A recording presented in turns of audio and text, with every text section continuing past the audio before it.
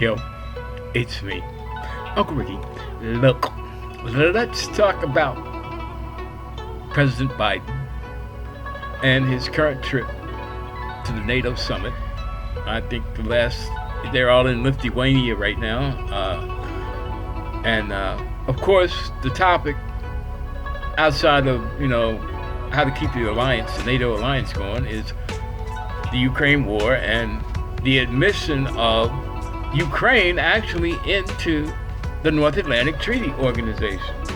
Ukraine has requested admission, and most of the members agree that Ukraine should become a member of NATO to strengthen their alliance against, guess who?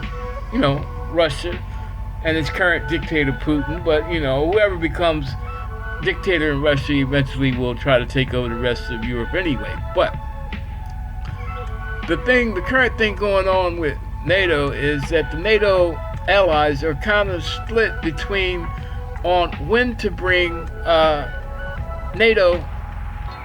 when to bring Ukraine in. They've already brought in, I think it was Sweden and Finland. I think Sweden is now a NATO country, or soon will be a NATO country after this conference. But don't quote me on that, but I know between Sweden and Finland, one of them is going in. That sounds like a Hall of Fame selection for the NFL or MLB or something. But no, back to Ukraine.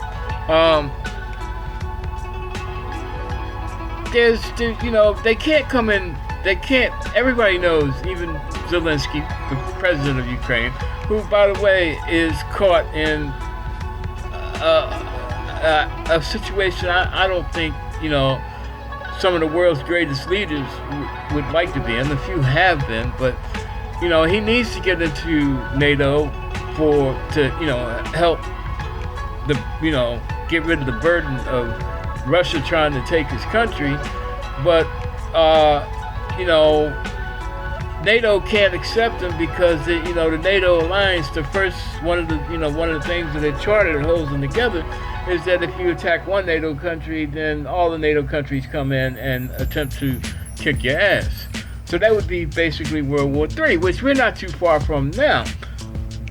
But then there's other things, like there's things that countries have to do to qualify to become a NATO country. And before the thing with Russia, Ukraine was, had really been going after, but it's more about, Ukrainian, I don't want to say culture, but how Ukraine has conducted their government business over, say, the past few decades, especially post World War II. All the rampant corruption and stuff. Zelensky got in because he ran as an anti-corruption candidate for president, and he won. His former job was comedian, and I'm pretty sure this poor man doesn't think that anything's freaking funny in Ukraine right now. But he has to, because of Ukraine, didn't have the military industrial complex that supposedly the Soviet Union has, and Ukraine doesn't have anywhere near the money or the money-making potential, for that matter, that the Soviet Union does. Ukraine needs NATO. They need these weapons that they constantly begging for, because the only way they can keep Russia out of Ukraine, push them back into Russia, is to go toe-to-toe, shell for shell. And there's a mismatch in the numbers, people and weapons and ammunition. And it's actually amazing if you look at the numbers and the statistics. Russia sucks, because there's no reason that Ukraine, even with the help they're getting from the NATO nations and other Western allies, there's no reason Russia shouldn't have won. Putin said, that it was going to be maybe three days to a month and the war would be over. This is going on 2 years now. In February, it'll be 2 years. And it doesn't look like Russia's going to win. Ukraine's taking a hell of a beating. But back to the NATO thing. So, okay, Zelensky says, okay, I understand about we don't want to start World War III, or you guys don't want to start World War III. World War III is already in my backyard, so screw y'all. But I need your help. Now you're giving me help, but so why can't you give me a timeline? Because we don't want this war to go on forever. Tell me in writing what else Ukraine has to do to become a member of NATO, because as long as there's a Russia and as long as there's people in charge of Russia like Putin, which there's like hundreds, maybe thousands, of oligarchs and, despots and whatever, criminals, ready to take over Russia. Because when Putin falls, Russia will be up for grabs. Well, it seems that Grandpa Joe, the guy that's given Ukraine tons of money, tons of weapons and stuff, telling the Republican Party to kiss his butt. And actually, I agree with Biden, because as long as we're giving Ukraine weapons, we don't have to be going over there fighting. Because once we stop giving them weapons, Ukraine's going to fall, and then Russia's going to use Ukraine as a staging ground to attack Poland, Finland, some other NATO country, or NATO allied, or NATO friendly country, and World War III will just commence.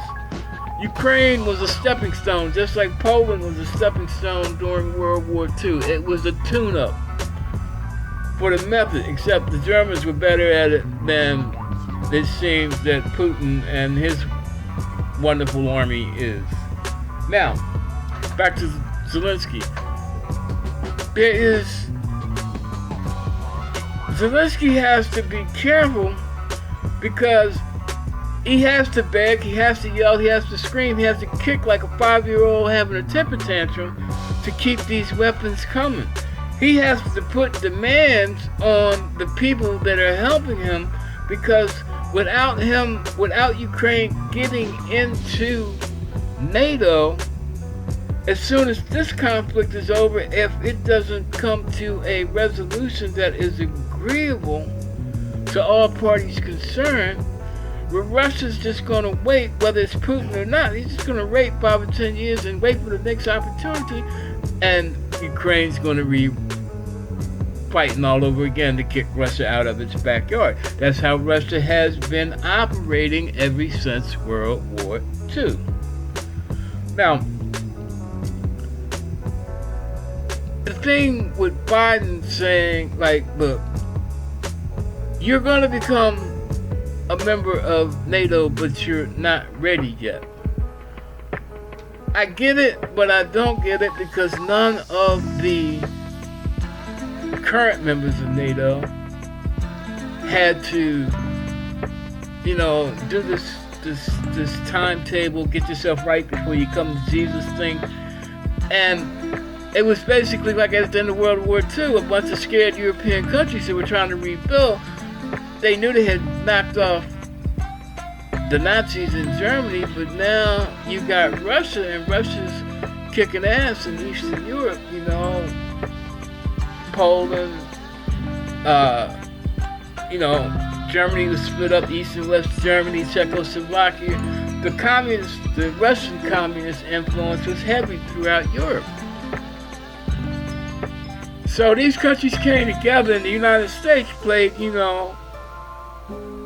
father, the protector, the great protector, the great white father, and said, okay, we're going to form a treaty alliance, and we're going to call it NATO, and our whole purpose is to keep Russia in its place, not let it take any more of Europe. You can't say it didn't work, because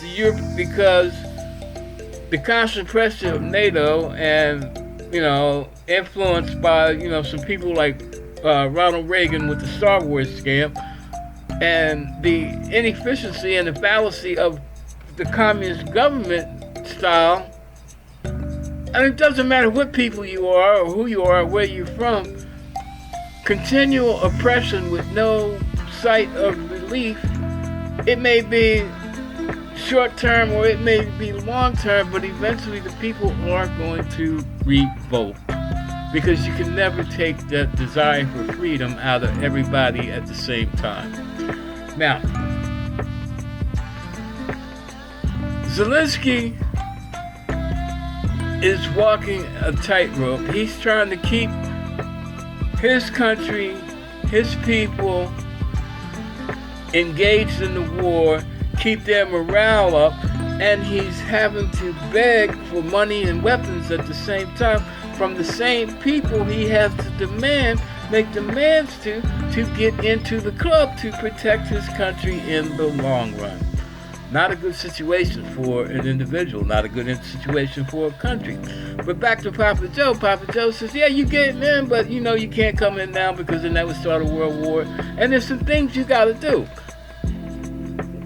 Zelensky's asking the question, what things do I have to do? Put them in writing. Tell me so I can tell Ukraine, and while we're fighting this dumbass war that we didn't start, we can meet your requirements and obligations, and we can be a member of the club so we don't have to worry about Russia anymore. It's just that simple. And they keep being vague. The question is why. The reason is, it's one thing to give weapons, it's another thing to send troops. As long as they're not in NATO, that's one thing that keeps most of the NATO allies from having to fight Russia. As long as Ukraine is being a pain in the ass to the Russian military, proving that the Russian military basically sucks, worse than a popsicle on a hot day in Nevada, Las Vegas, NATO doesn't have to worry. Okay, maybe that's a little dirty and underneath and underhanded, but it's the truth. As long as Ukrainians are dying, Americans aren't dying, Germans aren't dying, British aren't dying, French aren't dying, Ukraine is taking the brunt. Well, then you got to look at it like this. Russia attacked Ukraine. Now, the other thing is, as long as Ukraine is not part of NATO, the NATO allies have ammunition to use to get both sides to come to the peace table. Ukraine doesn't want to go to the peace table until they push Russia either back across the border or as close as possible and regain some territory they lost. Not only territory in this invasion, but Crimea, which they lost a couple of years ago. And this is part of Zelensky's dilemma. In order to make the counteroffensive work, they need the continual input of the weapons. They need more ammunition, and they need better weapons. It seems that they're going to get F-16s and they're going to get trained. Maybe the NATO partners said, well, look, we got to do something for them because they got a valid point, but we can't start World War III. So let's give them the F-16s and train them. And so maybe they'll be quiet. And we'll tell them that, you know, and underneath we're really serious about them getting into NATO, but it's going to be on our time and our schedule. But we're not going to tell them what that schedule is. And this is the madness that our world is wrapped up in right now. I give Zelensky all the credit in the world because he's held his country together and done some things that no other what other president in this modern day and age is brave enough to go to the front lines of an actual war, jet to other countries that are adjacent to the country that he's at war with to plead his country's case. Big ups. But this thing with NATO, the thing with Biden, it's confusing, but it all makes sense if you peel back the layers of the onion. And you got to do that to understand what's going on. That doesn't make the situation any better. How's it going to end up? Of course, it's going to end up with Ukraine having to bite the bullet, Ukrainians having to die. But in the end, they'll get their wish. They'll become members of NATO, but the war will be over.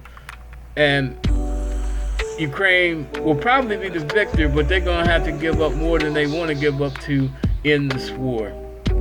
Well, that's it for me. Y'all can think about it, meditate on it. But peace out. God bless. See you when I see you from Uncle Ricky at Uncle Ricky's house.